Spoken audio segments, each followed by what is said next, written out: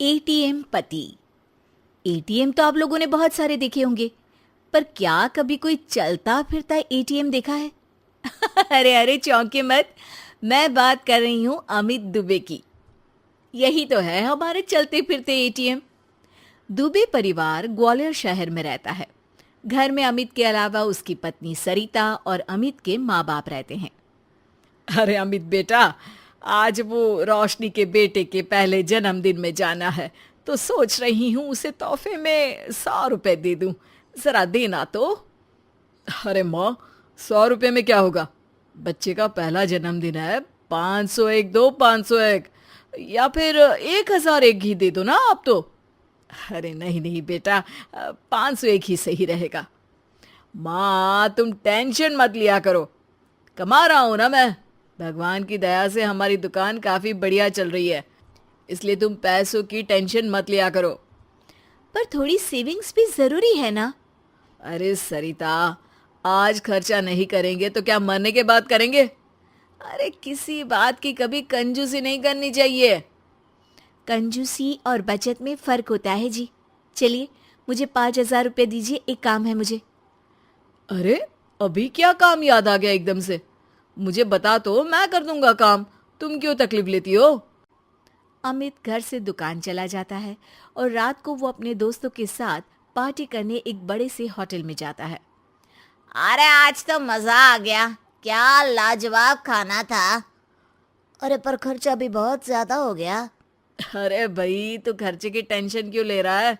आज सारा बिल मैं दूंगा, मेरी तरफ से पार्टी। अरे अरे पर अमित। वेटर, जरा बिल तो लगा देना। वेटर बिल लेकर आता है और टिप की डिमांड करता है और अमित सबके सामने दिखावे में उसे 500 रुपये टिप दे देता है। ये रखो तुम्हारी टिप। और ऐसे तो क्या है, आते जाते रहते हैं यार। Enjoy life.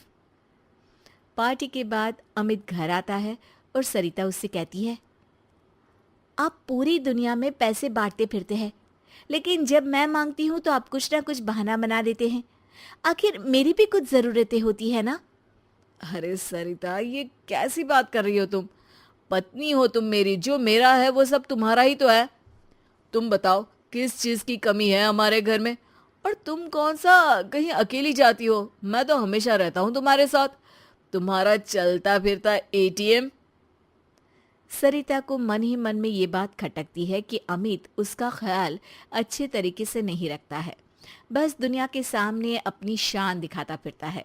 अगले दिन अमित के पिताजी उससे कहते हैं, अमित बेटा, वो गणपति उत्सव में चंदा देना है।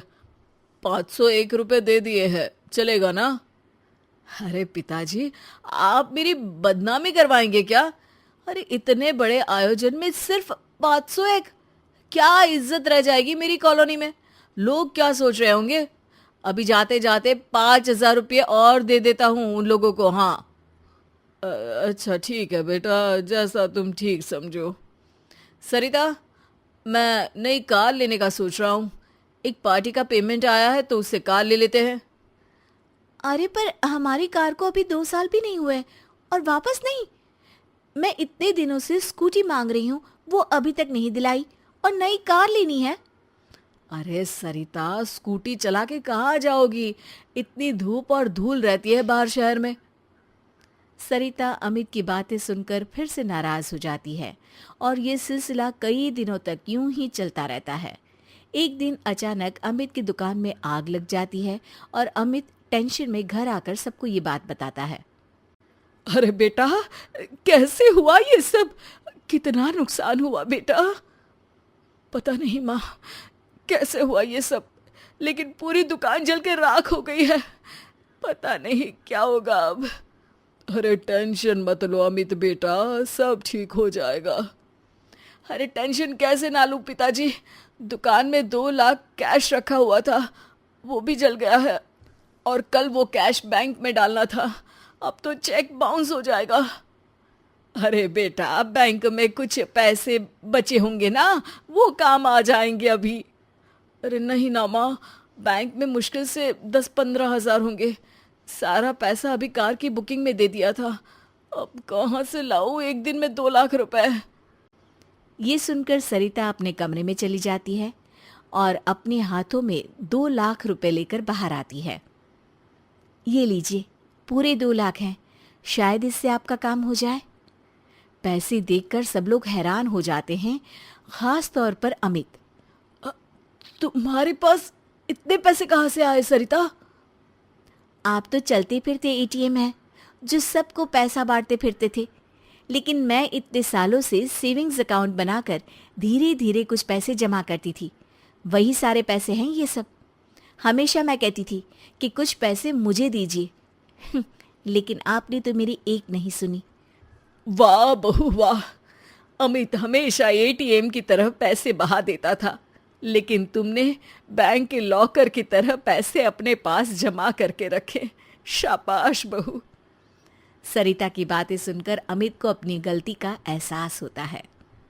सरिता, मैं हमेशा दिखावे के चक्कर में पैसा खर्च कर देता था, लेकिन कभी तुम्हारी ज़रूरत पूरी नहीं की। लेकिन फिर भी तुमने अपनी समझदारी से ये पैसे जमा किए। आज ये पैसे नहीं होते तो पुलिस मुझे जेल में डाल देती। अब से मैं अपने पैसे एटीएम बन के बांटूंगा नहीं, बल्कि सरिता के सेविंग्स अकाउंट में जमा करूंगा।